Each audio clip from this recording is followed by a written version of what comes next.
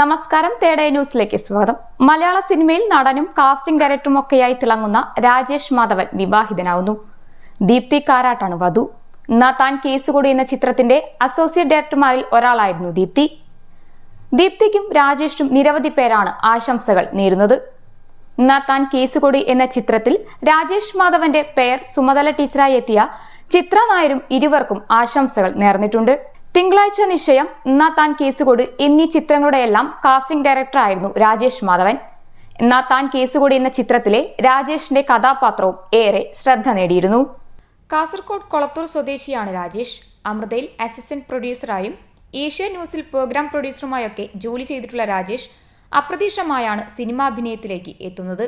സനൽ അമ്മന്റെ അസ്തമയം വരെ എന്ന ചിത്രത്തിൽ പ്രൊഡക്ഷൻ കൺട്രോളായിട്ടാണ് രാജേഷിന്റെ തുടക്കം. തിരക്കഥ എഴുത്തിൽ താല്പര്യമുള്ള രാജേഷും സുഹൃത്ത് രവിശങ്കറും ദിലീഷ് പോത്തനരികിൽ കഥ പറയാൻ ചെന്നതാണ് വഴിത്തിരിവായത്. ദിലീഷ് മഹേഷിന്റെ പ്രതികാരത്തിൽ ഒരു ചെറിയ വേഷം നൽകിയതോടെ അഭിനയത്തിൽ അരങ്ങേറ്റം കുറിച്ചു. പിന്നീട് ദിലീഷിന്റെ തൊണ്ടി മുതലും ദൃക്സാക്ഷിയും എന്ന ചിത്രത്തിൽ അസിസ്റ്റന്റ് ഡയറക്ടറായി ജോലി ചെയ്തു. എന്റർടൈൻമെന്റ് ഡെസ്ക്, തേടൈ ന്യൂസ്.